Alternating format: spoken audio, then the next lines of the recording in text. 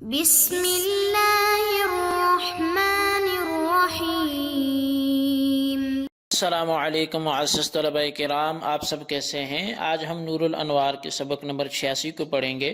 اور آج کے سبق کا عنوان ہے قضا بمثل غیر معقول کی مثال۔ آج کے ہمارے سبق کی عبارت والفدیت لہو سے شروع ہوتی ہے۔ آئیے سب سے پہلے عبارت پڑھ کے اس کا ترجمہ کرتے ہیں، اس کے بعد اس کی وضاحت کی طرف بڑھتے ہیں۔ مصنف علیہ رحمہ لکھتے ہیں والفدیت لہو، اور روزے کے لیے فدیہ ہے۔ ھذا نظیر للقضاء بمثل غیر معقول، یہ قضا بمثل غیر معقول کی مثال ہے۔ فإن الفدیۃ بمقابلۃ الصوم لا يدركه عقل اذ لا مماثلۃ بینہما صورۃ وهو ظاہر ولا معنی۔ کہتے ہیں کہ بس بے شک فدیہ یہ روزے کے مقابلے میں ہے کہ جس کا عقل ادراک نہیں کر سکتی، اس لیے کہ روزے اور فدیے کے درمیان صورتاً تو کوئی مماثلت نہیں ہے، اور یہ بات ظاہر ہے، اور نہ ہی معنن کوئی مماثلت ہے۔ لأن الصوم تجویع النفس والفدیۃ اشباع،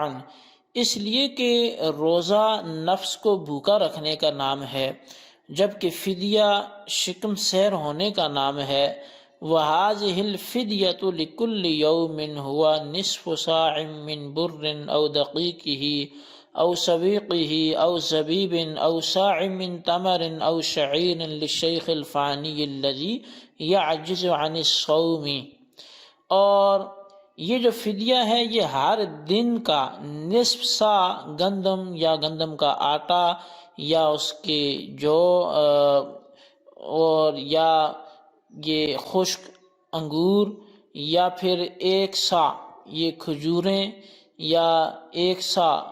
جو، یہ اس بزرگ اس بوڑھے آدمی کے لیے کہ جو روزے رکھنے سے عاجز ہو۔ یہ سویقی ہی فرمایا کہ او دقیقی ہی یا گندم کا آٹا، او سویقی یا اس کا ستو،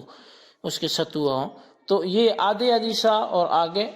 کھجور یا جو یہ ایک ایک سا۔ لأجل قوله تعالی وعلی الذین یطیقونہ فدیۃ طعام مسکین علی ان تکون کلمۃ اللہ مقدرۃ، یہ اس وجہ سے کہ اللہ تبارک و تعالی نے فرمایا کہ وہ لوگ جو روزی کی طاقت نہیں رکھتے تو ایک مسکین کے کھانے کا فدیہ ہے، اس بنیاد پر کہ یہاں کلمہ لا مقدر ہو، یعنی لا یطیقونہ ہو، او تکون الحمزۃ فیہ للسلب، یا پھر یہاں پر جو حمزہ ہے وہ سلب ماخذ کے لیے ہو، ای یسلبون الطاقت، کہ یعنی ان میں طاقت نہ ہو، لیدل علی الشیخ الفانی، تاکہ یہ پھر شیخ فانی پر دلالت کر سکے۔ وَأَمَّا إِذَا حُمِلَتْ عَلَى ظَاهِرِهَا، بہرحال جب اس آیت کو اس کے ظاہر پہ محمول کیا جائے، فَهِيَ مَنْسُوخَةٌ عَلَى مَا قِيلَ فِي أَنَّ فِي بَدْءِ الْإِسْلَامِ كَانَ الْمُطِيقُ مُخَيَّرًا بَيْنَ أَنْ يَصُومَ وَبَيْنَ أَنْ يَفْدِيَ ثُمَّ نَسَخَ بِدَرَجَاتٍ عَلَى مَا حَرَّرْتُهُ فِي التَّفْسِيرِ الْأَحْمَدِيِّ۔ تو بہرحال یا تو اس آیت کو اس کے ظاہر پر منسوخ کریں گے، پھر تو یہ منسوخ ہوگی اس بنیاد پہ کہ جو یہ روایت بھی کیا گیا ہے، کہا گیا ہے کہ شروع اسلام میں، یعنی اسلام کے آغاز میں جو طاقت رکھنے والا شخص بھی ہوتا تھا اس کو اختیار ہوتا تھا اس کے درمیان کہ وہ روزہ رکھے یا پھر وہ فدیہ دے، پھر یہ کچھ درجات کے ساتھ یہ بات منسوخ ہو گئی، اور ان کی وضاحت میں نے تفسیر احمدی میں تحریر کی ہے۔ جی طلبہ کرام، یہ ہمارے آج کے سبق کی عبارت اور اس کا ترجمہ تھا۔ اب آئیے اس کی باقاعدہ تفصیل و توضیح کی طرف بڑھتے ہیں۔ اس عبارت میں قضا بمثل غیر معقول کی مثال ذکر کی گئی ہے۔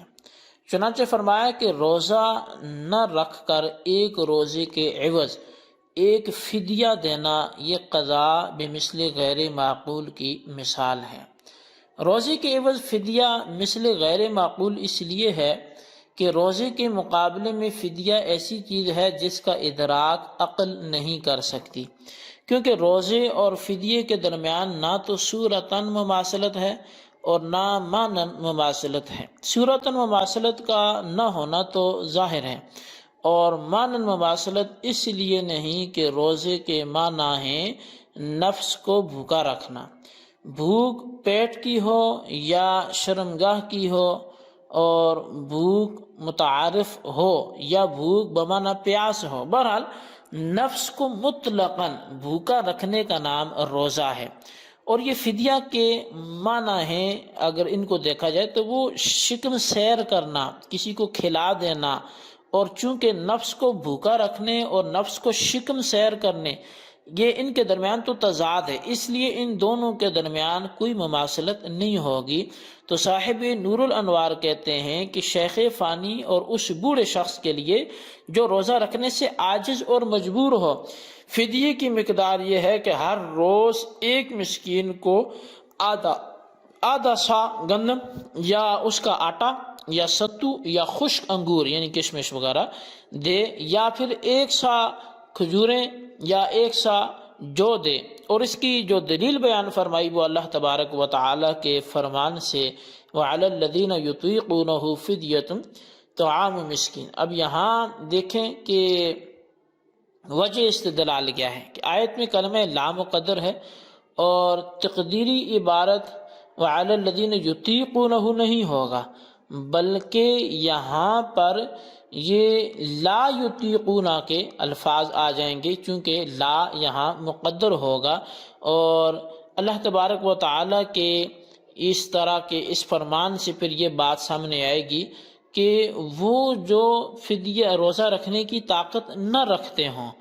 وہ مسکین کو فدیہ دے دیا کریں۔ اور یہاں پر دوسرا جو احتمال ہے وہ ہے کہ یطیقون از طاقت میں جو حمزہ افعال سلب ماخذ کے لیے ہوگا تو پھر جا کر یہ معنی درست بنے گا، یعنی وہ لوگ جن کی طاقت سلب کر لی گئی ہو۔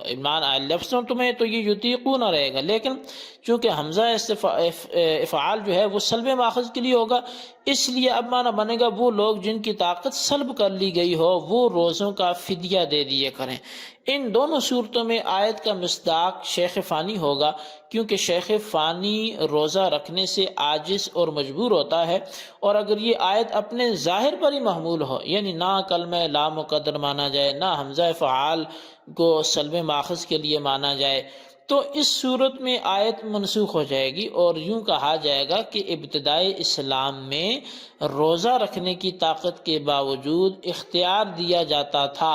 کہ چاہے تو روزہ رکھے اور چاہے تو اس کے بدلے میں فدیہ دے، لیکن بعد میں آیت فمن شہد منکم الشہر فلیصم سے یہ اختیار کا حکم منسوخ ہو گیا۔ اس صورت میں شیخ فانی کے حق میں فدیہ کا وجوب صحابہ کرام علیہم رضوان کے اجماع سے ثابت ہوگا، اور مذکورہ تعویلات پھر ہم نہیں کریں گے۔ اب صاحب نور الانوار نے کہا کہ روزہ تدریجی طور پر فرض کیا گیا، اس لیے بار بار منسوخ کرنا پڑا، جس کی تفصیل اب حوالہ تفسیر احمدی جو ہے وہ چونکہ صاحب نور الانوار تو بول دیا کہ میں نے وہاں لکھا ہے، لیکن اس کی کچھ تفصیل یہ ہے کہ ابتداءً سال میں 1 دن یعنی عاشورہ کے دن کا روزہ فرض کیا گیا تھا، پھر ہر مہینے میں ایام بیض کے 3 روزوں یعنی 13، 14، 15 سے اس کی فرضیت منسوخ ہو گئی،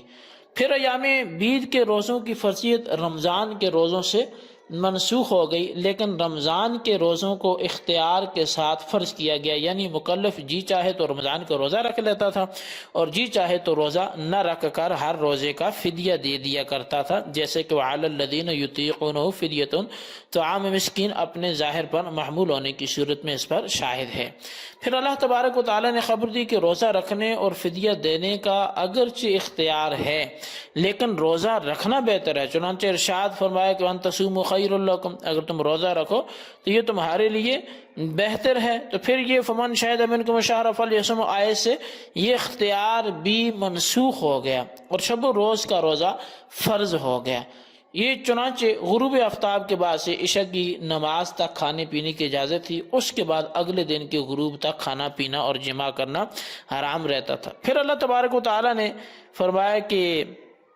اب اللہ تبارک و تعالیٰ نے دیکھا کہ ان لوگوں پر یہ چیز بھی گراں گزر رہی ہے، تو اس کے بعد اللہ تبارک و تعالیٰ نے وَابْتَغُوا مَا كَتَبَ اللَّهُ لَكُمْ وَكُلُوا وَاشْرَبُوا حَتَّى يَتَبَيَّنَ لَكُمُ الْخَيْطُ الْأَبْيَضُ مِنَ الْخَيْطِ الْأَسْوَدِ مِنَ الْفَجْرِ سے